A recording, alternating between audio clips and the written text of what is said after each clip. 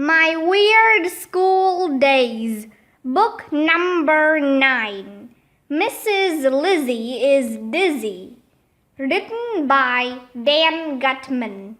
Pictures by Jim Pelot. Chapter 1. The Lockdown. My name is AJ and I hate school. It was Friday, one of my favorite days of the week. Do you know why Friday is one of my favorite days?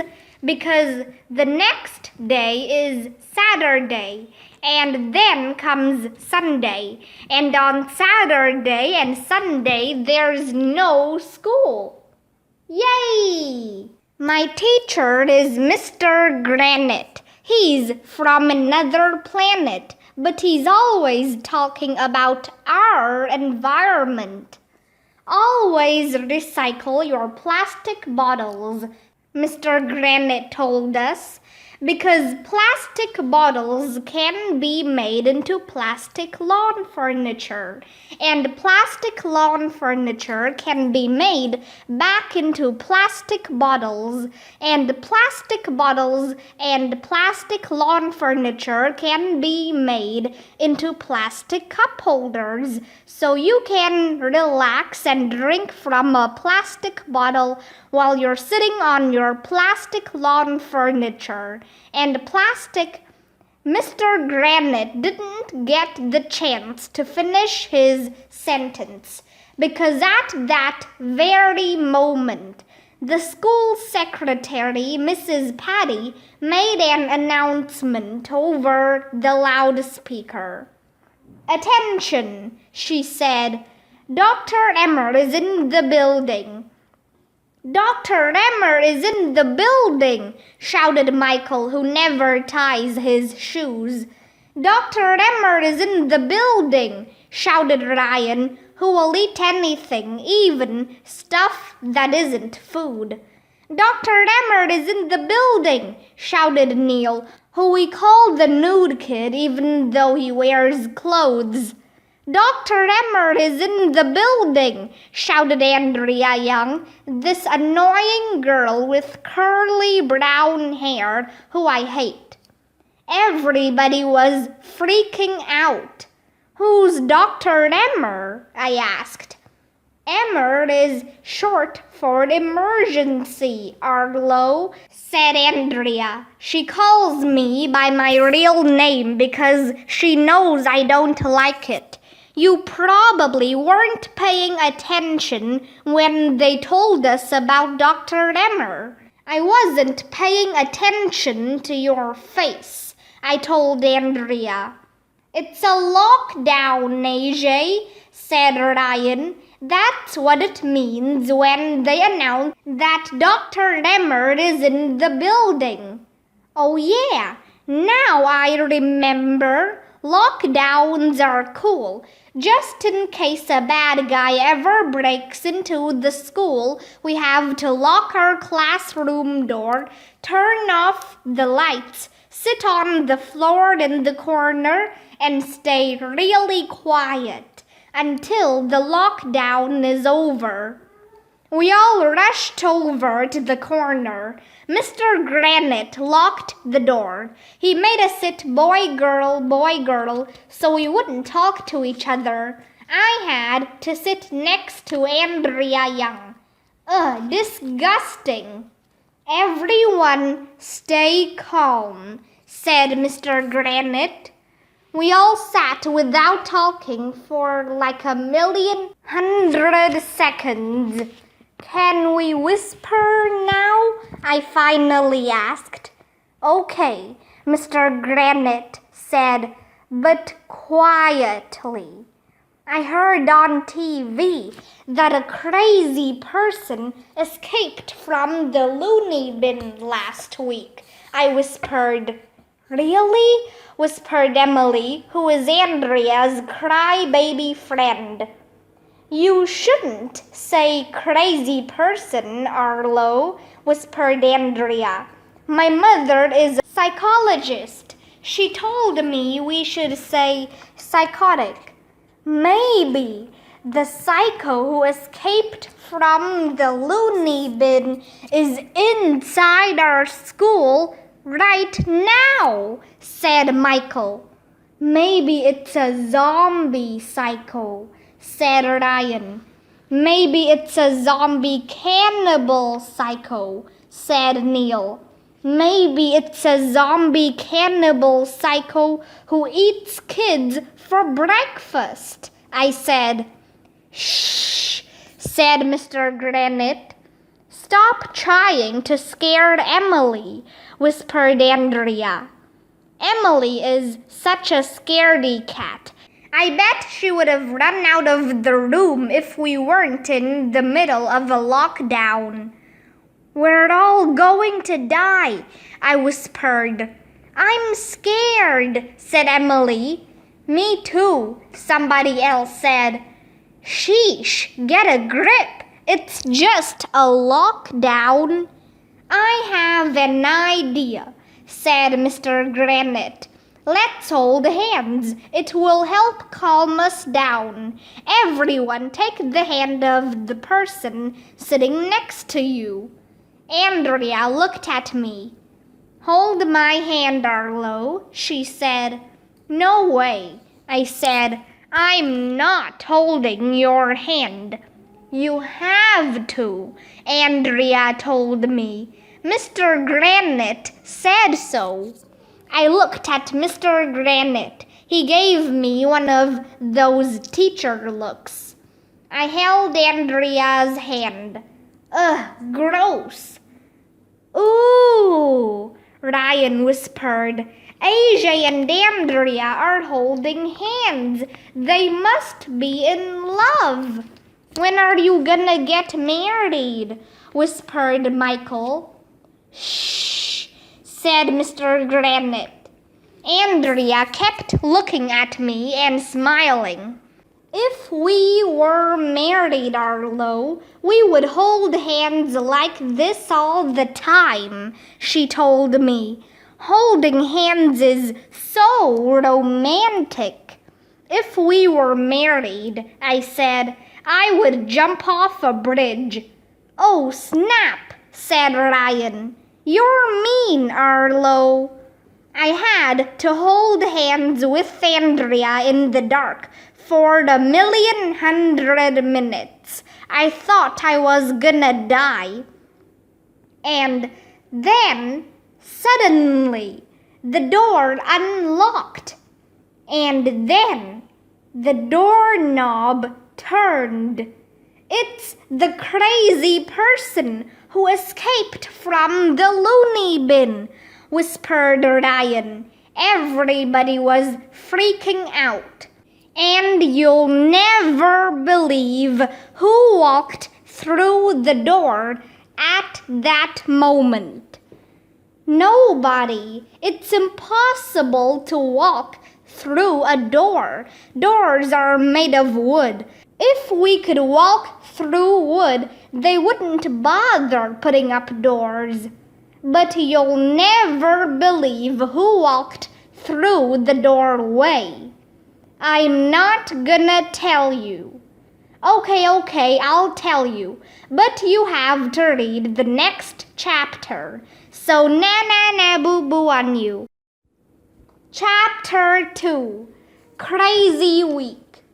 The person who walked through the doorway was Officer Spence, our school security guard. Officer Spence acts like he's a real policeman, but security guards aren't allowed to carry guns or beat up bad guys or do anything cool. It's all clear, Officer Spence announced. The lockdown is over. Yay! Everybody shouted. Thank you, Officer Spence, said Mr. Granite. Just doing my duty, sir. We all giggled because Officer Spence said the word duty, which sounds just like duty. It's okay to say duty in school, but you're not allowed to say duty. Grown-ups get really mad. Nobody knows why. Did they find the crazy person who escaped from the loony bin? I asked Officer Spence. No, he replied. That person is still at large. If they didn't find him, how did they know how big he is? I asked.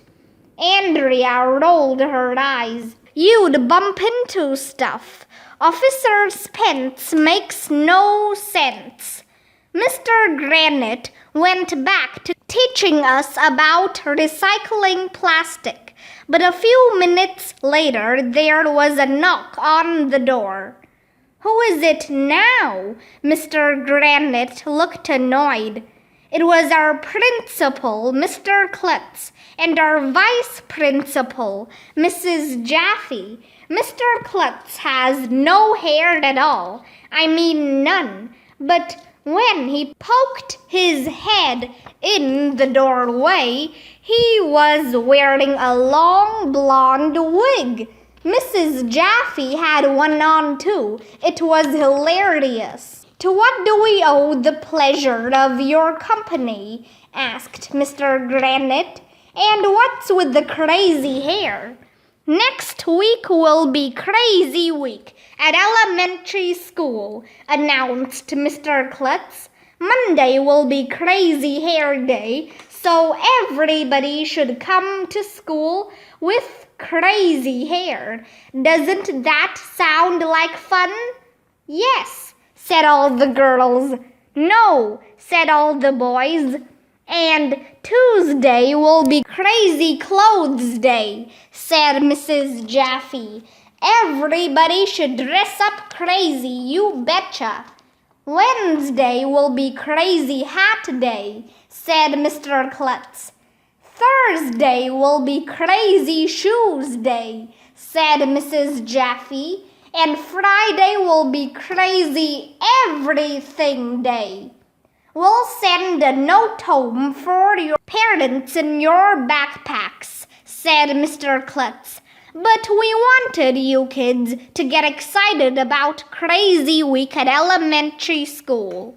It's going to be one crazy week, by golly, said Mrs. Jaffe. Like our school wasn't crazy enough already. Chapter 3. Crazy Hair Day.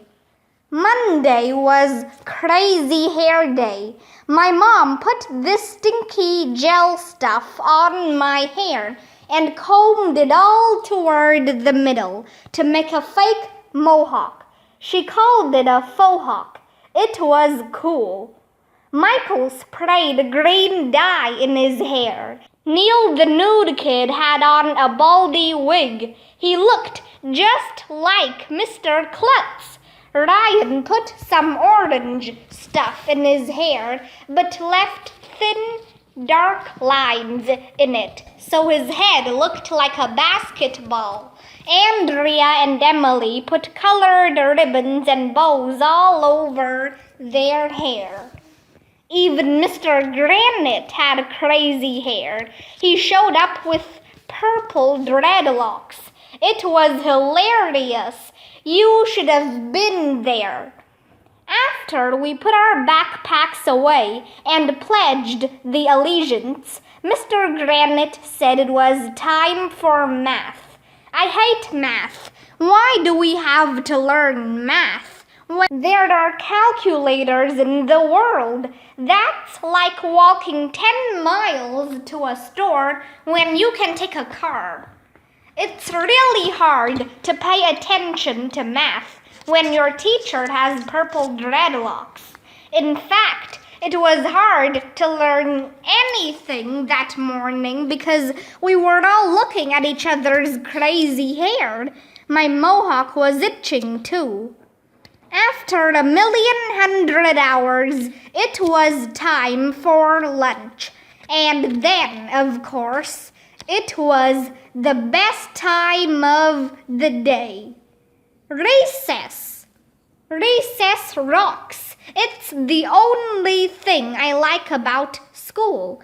We get to go out on the playground and do whatever we want. My friend Billy, who lives around the corner, told me that when you go to heaven, it's like recess all the time. I went to play on the swings with Ryan, Michael, and Neil the nude kid. Andrea and her girly friends hung around so they could annoy us, like always.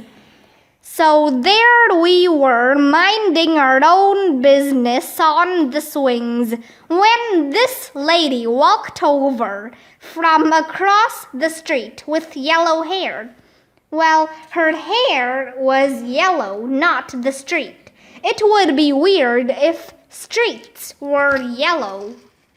Anyway, the hair on both sides of her head was curled up into buns like Princess Leia from Star Wars. It looked like she was wearing earmuffs. Or maybe she taped dinner rolls to her head. She looked weird.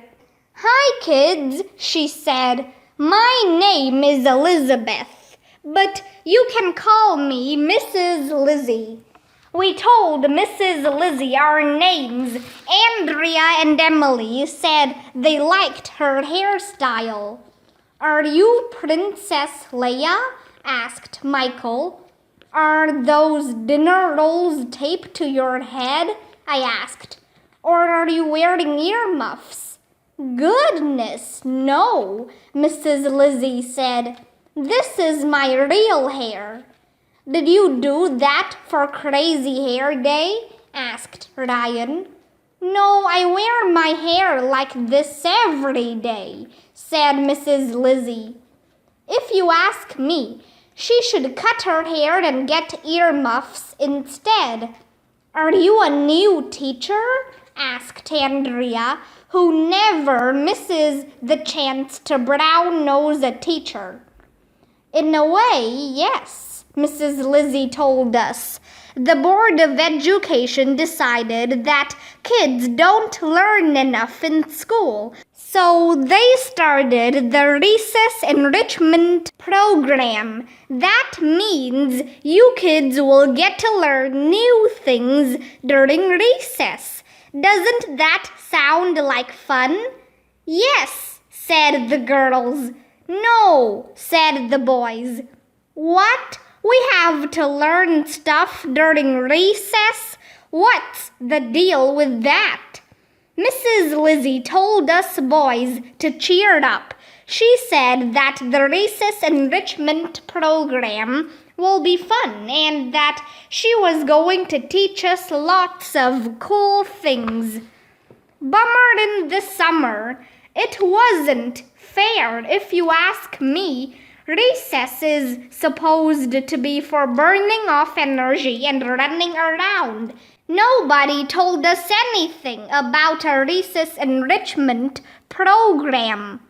This was the worst thing to happen in my life since TV turn-off week.